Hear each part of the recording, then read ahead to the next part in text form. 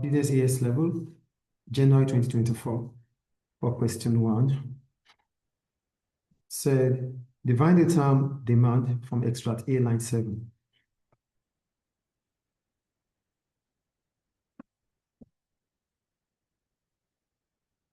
Demand simply means the number of goods or the amount of goods consumers are willing to buy at a given price and time. The amount of goods consumers are willing and able to buy at a given price and time. That is demand. I think that one is clear.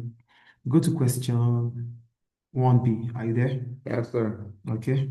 For question 1B, yeah, they said in 2022, average incomes in Europe increased by 4%, and Markney's sales in Europe increased from 1,000 travel bags to 1,120 travel bags a week.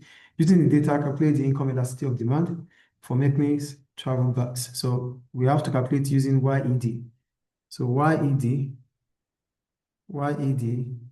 equals to Q2 minus Q1 over Q1 divided by Y2 minus Y1 over Y1. So here we have Q1 to be 1,000, Q2 to be 1,120. Y1 is, they said, has increased by 4%. So Y1 is 100 and Y2 is 104. Do you get that? Yes. So Q2 minus Q1. So we have 1,120 minus 1,000 divided by 1,000 divided by Y2, 104 minus Y1, 100 over 100. Do you get that? Yes. Okay. So this means 1,120 minus 1,000, that is 120 over 1,000, reciprocal, equal, multiplied by 100 over 4. Do you get that? 100, 100, 0, 0. We have 12 over 4, which is 3. So the YED is 3. I think it's clear. Yeah. Good.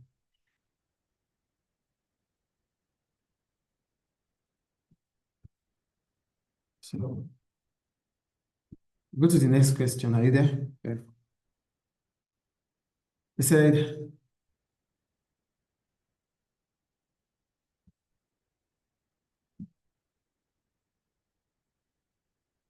the next question says, analyze 2 benefits to Markney's of having strong branding. Well, what's the brand? The brand is a feature, unique name of a product that makes it different from those of the competitor. The unique name of a product that makes it different from those of the competitors. That is what a brand is. So what are the benefits of branding? Number one, we increase customer loyalty, as the brand is now known globally as a brand with elegance and style. So customers may return to purchase the bags. So because the bag is now known as an elegant bag with style, so these allows customers to buy it and always come back to buy. That is how the product has created brand loyalty. Okay. The second one, to be able to charge premium price. Based on the fact that the product is of great quality, having a quality could be a unique selling point for the brand. So that might allow the brand to charge a premium price. So here I wrote, it may be able to charge premium price. The products are manufactured using the finest leather and skilled workers. This may improve the quality and may create USP, unique selling points, which allows it to be sold at a higher price. Yeah. Do you understand how the quality will create brand loyalty, and that brand loyalty will bring about charging a premium price? That's question 1C. We have 1D. Are you there? Yeah.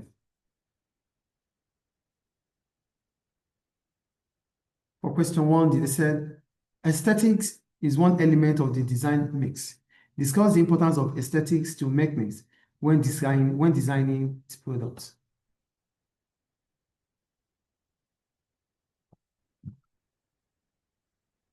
For design mix, we have aesthetics is one of the components of the design mix, or one of the elements of design mix. We have function, we have economic manufacture.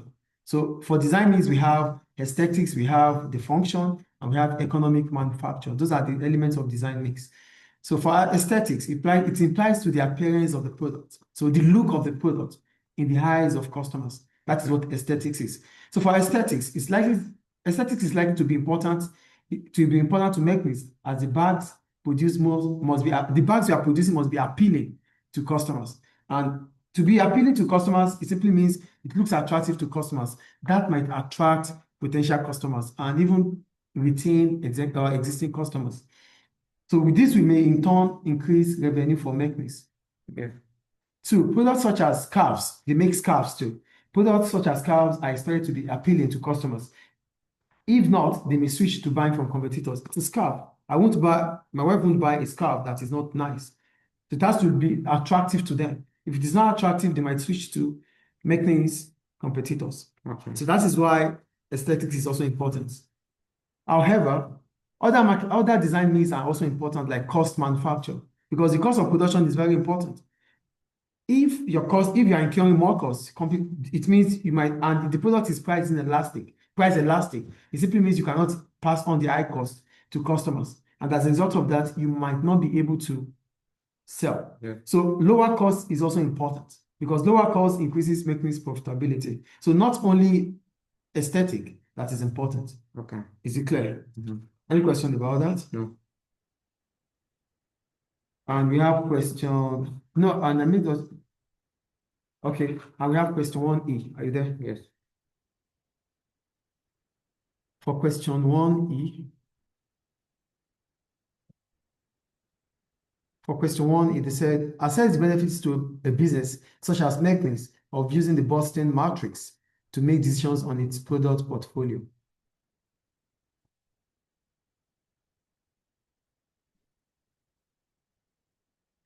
For product portfolio, it simply talks about the numbers of products you have in the same as a business. That's a product portfolio. So you can use Boston matrix to decide your product portfolio. But not only that, you can also use product life cycle. But here they're talking about Boston matrix anyway. So let's talk about Boston matrix. So Boston matrix is a method of portfolio analysis based on market share and market growth. So for Boston matrix, it's about the market share, which is the percentage of what you sell in the market, and your market growth, the potentials in the market, the brand, your sale in the market, and the potential for growth in the market. That is market share and market growth. Do you understand that? Mm-hmm. So the benefit of Boston matrix are as follows. One, it helps to identify products that are regarded as stars, for example, belts and laptops, based on the extract cases which are growing in popularity. So we can consider belts and laptops as well as stars because their growth is increasing over time, and they have high market share. They have high market share and high market growth. They have high market share and they have high market share and they are in a market that is growing. That's a star. Do you understand star here? Mm-hmm. So belts and laptops are considered as stars. So how do you identify this? You are able to identify this through Boston matrix. Yeah. Number one. Two, it can be used to assess the current portfolio of products to help with future strategies and growth. For example, the cash from mature products, such as the travel bags, can be used to fund new products or design. So with Boston matrix as a product portfolio analysis, it can allow you to know which product you can sell to develop other products or design other products. Okay. That's the second point there. The third point, it could be used to make decisions about products that are regarded as dogs. For dogs, they are in the market that are what? Okay, like the face mark. When we call them dogs because they are in a market that has low growth, and they have low market share. The market does not have any potential to grow, and the brand itself does not have a large share in the market. That is a dog. But for question mark, a question mark is a brand or a product that is in the market that has the potential to grow, but it's having what? A low market share. Do you understand a question mark here? But for dogs, the market they have low sales and they are in the market that does not have any potential to grow. So you're able to with Boston matrix, you'll be able to analyze your product portfolio either to be a dog, a cash cow, a star, and a question mark. Okay. However, Boston Matrix does not put into consideration external factors. So Boston Matrix only talks about your product. It doesn't talk about the product of your competitors. Maybe your competitors are doing well. That is why your product is not selling in the market. But the Boston Matrix does not talk about your competitors. That's one. And lastly, it will be preferable to use product life cycle, because product life cycle analyzes, it puts into consideration the lifespan of your product. So you would know if your product is going into saturation, is still in the peak of sales. Do you understand? So you would know if your product is growing in sales or is reaching saturation. It's better to use product life cycle than to use Boston Matrix when you are analyzing your product portfolio. Is it clear? Any question about that? No. So that ends question 1. Okay. I'll be right back, please.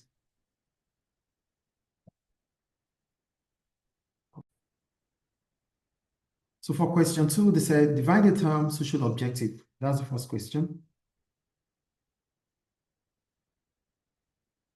So when we talk about social objective, we're simply talking about the goal a business is wanting to reach that involves that involves benefiting the society. So goals that involve making a positive impact in the society. Yes. That is what social objective is. Do you get what social objective is? So social objective is a goal a business is aiming to achieve regarding the well-being of the society. So it's simply about the environment. That is what social objective is. Is that clear? Yeah. So go to question 2.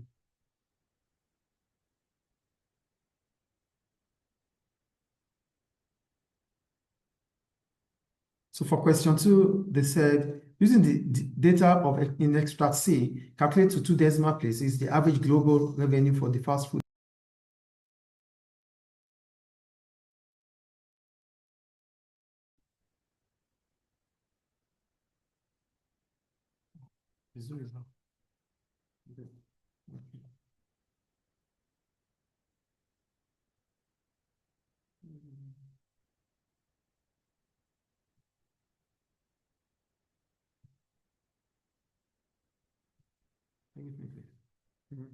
Okay, so we're going to extract C. Extract C, okay. Here we have extract B. Okay, extract C. So for extract C, they said we should calculate the average revenue between 2019 to 2022. So we have, for 2019, we have 611. For 2020, we have 636. For 2023, we have 663. And for 2021, we have 663. And for 2022, we have 691. So we have to calculate the average. So going back here.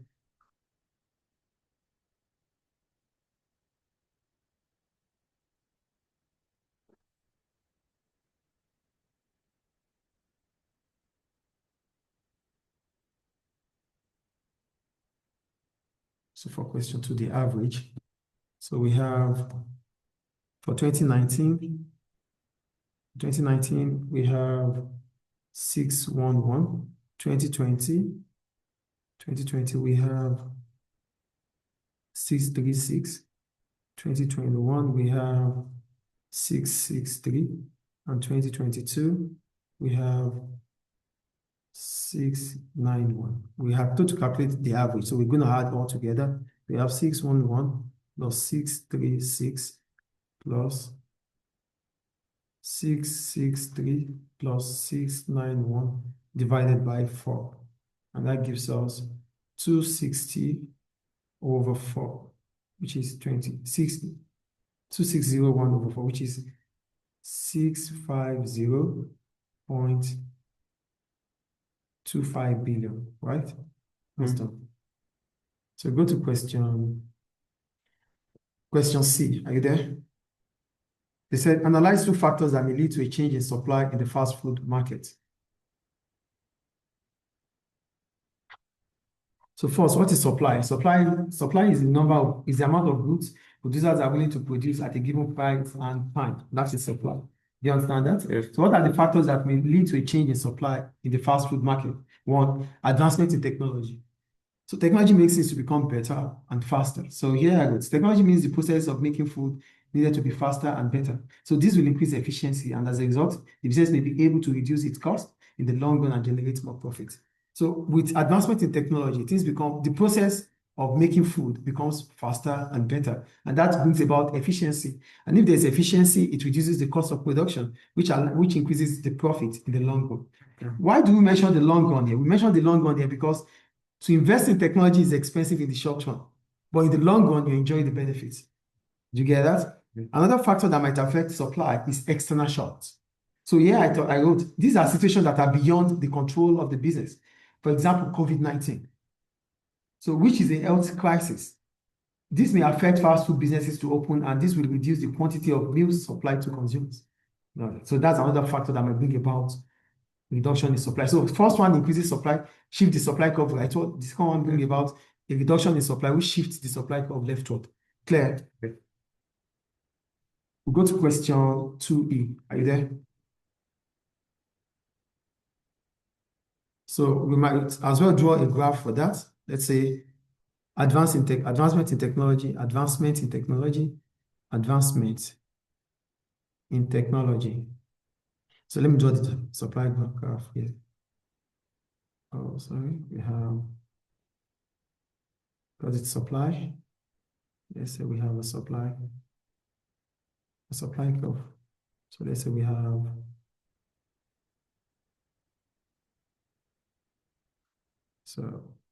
from S. So we have, okay, we have S1, S2. So a rightward shift, an upward shift. A rightward shift or downward shift will bring about advancement in technology, advancement in technology. Yeah, external shock. We shift the supply curve leftward. I think that's clear now. So we'll go on to price is constant here. So this quantity. So let's finish it up. This is quantity. And price. Price remains constant. We can as well draw it better than this anyway. So let's do a better one.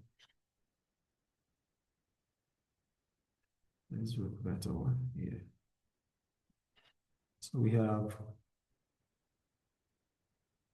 price remains constant at any given point. Price remains constant. So we have price remains constant. We have Q2, Q, and Q1. We have, yeah, this is better. We have S1, S, and S2. A rightward shift, and then a leftward shift. External shocks, then advancement in technology, advancement in tech. So go to question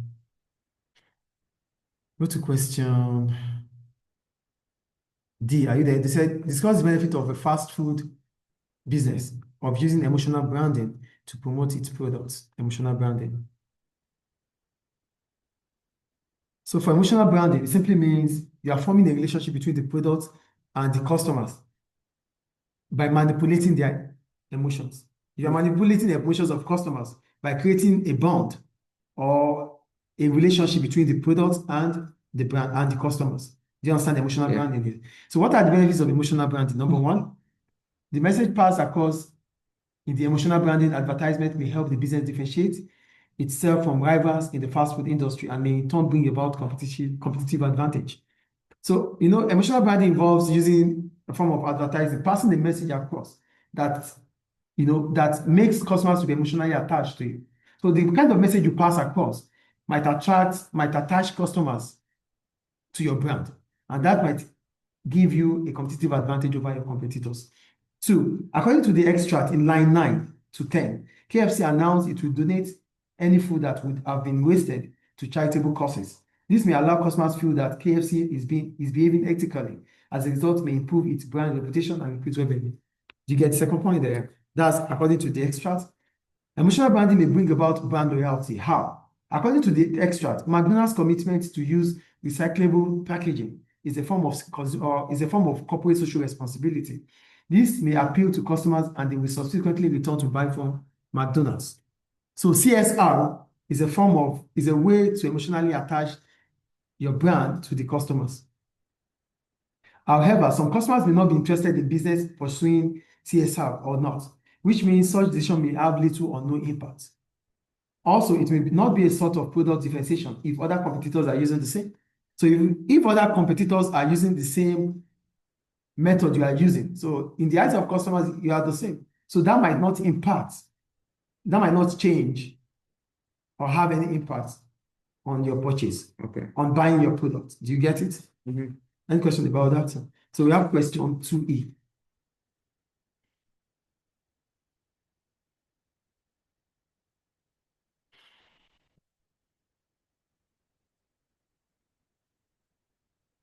They said, assess the likely success of using competitive pricing for a new business entering the fast food market.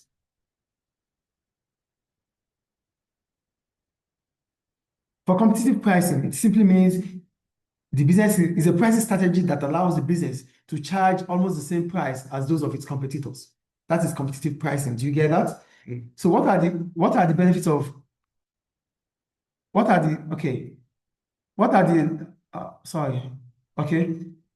Yes, it said competitive pricing is mostly used in the mass market where competitors sell similar products. So you can use it in the mass market.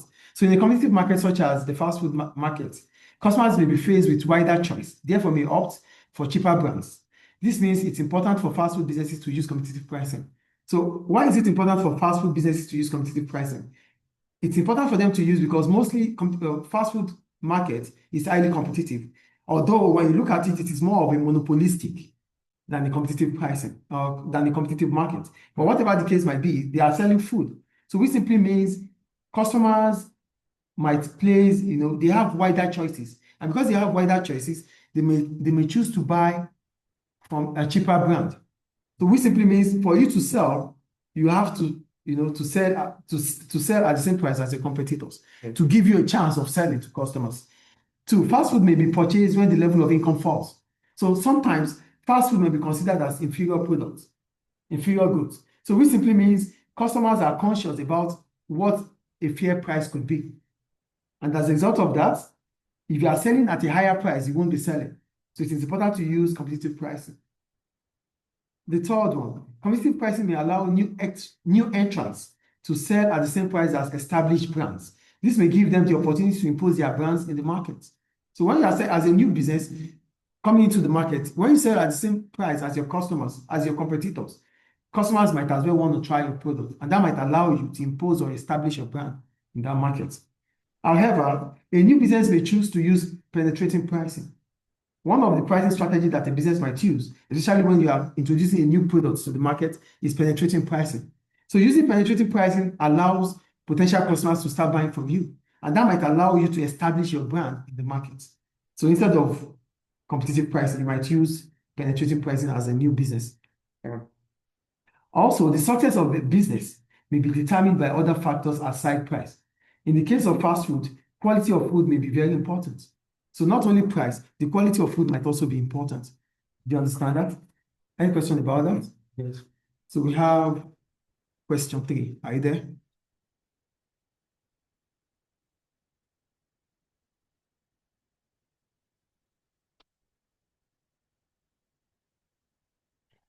So go to question 3.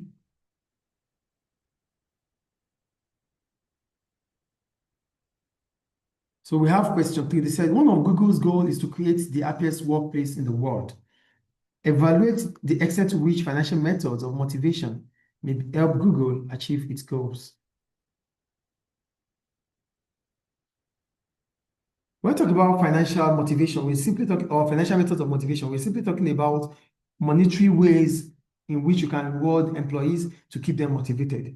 So yeah, financial methods of motivation applies to the monetary rewards, which motivates workers. According to Frederick Taylor, employees are motivated by monetary rewards. So for Taylor, workers are motivated when they are rewarded financially. I think that is clear.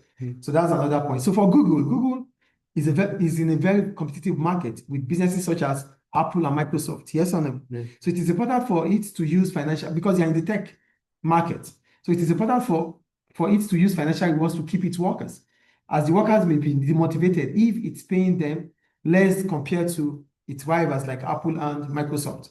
So for it to keep its workers, Google might have to pay, reward them financially in terms of maybe their salaries or wages. Do you understand? So that would make it to retain its workers, and that might increase productivity.